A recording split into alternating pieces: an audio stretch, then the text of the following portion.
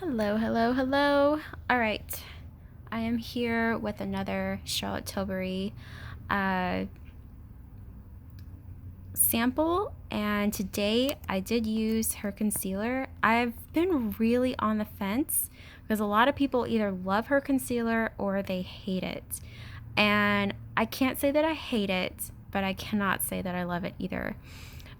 So I am in number 3. It matched my skin tone fairly even. I don't have any like harsh blemishes that I had to cover.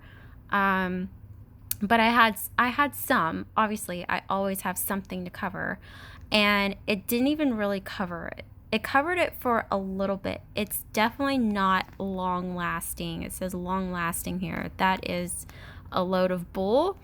Definitely was not very long lasting because all of my blemishes are, for what little they are on display. And it's not even at the end of the day. I did open this one up to show you guys kind of the consistency. I was really surprised at the consistency. It's actually kind of a medium dense thickness, and I was really surprised. I was really shocked at it. As you can see, I'm messing around here, so it's not really liquidy. It's actually really thicker than what than like a foundation or anything. It's definitely got some thickness to it. And so that's what really surprised me. But the long lasting part, it did not last that long. Full coverage, I would say that it's more of a medium coverage, not full coverage. I've had more concealers that are full coverage than this particular product. I would definitely go by what you see here. So if you are looking at this, you can kind of definitely tell which category you'd fall under, which number would be your best bet.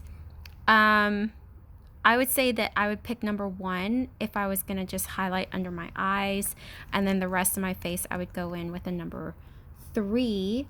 And number 2 is definitely fair, but it's got the pink undertone. So if you are a pink undertone, that would be where you would fall in. So number 3 would be yellow, 2 would be pink, and number 1, I have no idea. Let's just open it up. Let's just see what number 1 would be. It's kind of like a neutral. Definitely too light for me. So that's what number 3 looked like, and that's what number 1 looks like, and that's what number 2 looks like. Totally different, big huge jumps there. As far as it saying anti-dark circle, yeah, no, I don't know anyone who has reviewed this and said it covered their dark circles. I have dark circles, but they're not prominent. And I mean, I guess if I was going to be particular about my makeup that day, I would do a color correct and then put this on. But putting this on just under your eye area and thinking it's going to conceal your dark circles is a load of crap. Again, it's a load of crap right here, a load of crap right there. So I definitely would not use this under my eyes unless it was I had corrected the color first. It is a little bit on the drier side. I would say compared to a very cult favorite of a lot of people, which is the Maybelline Age Rewind concealer. I've used that concealer several times, and I've always loved it and always loved the results. This is a much drier formula than that. So if you are looking for a different concealer to try, I would just stick with what works, to be honest. So this is the concealer that we are talking about. She has a few other different concealers. Dark circles, yeah, no. Blemishes and imperfections. If you have very, very little blemishes and imperfections, sure, it did cover them, but after a while it wore away. visibly smoothing concealer? I don't believe so. Again, I feel like the formula is very, very dry. Magical illuminating, I would say it did give my skin a little bit of a boost, but that was pretty much it. So this is what it looks like on my skin without a primer, without anything. And as you can see, it is emphasizing all of my texture that's on my hand. So that's really, really rough for a concealer in my perspective. I've used, like I said, a lot of concealers, and that's just too rough for me.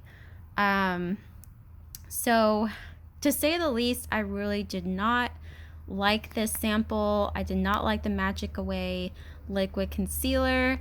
Let me know, guys, if you've used this, if you like it or not. I think it's definitely for people that don't have anything on their skin and they just want to use a concealer.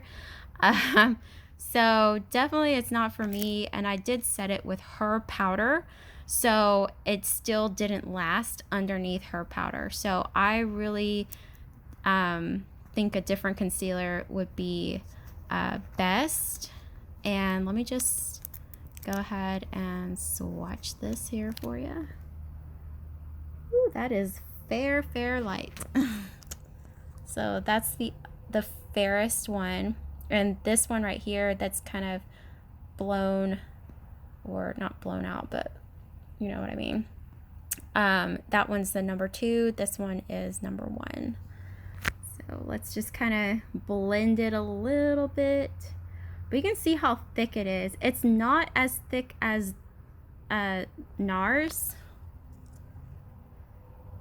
but it is really, really thick. And it's a little dry. So, and I have combination skin, and yeah, so anyway, thanks Charlotte Tilbury, but no thank you. I will consider a different concealer for myself. That's it for me, you guys. I will see you next time.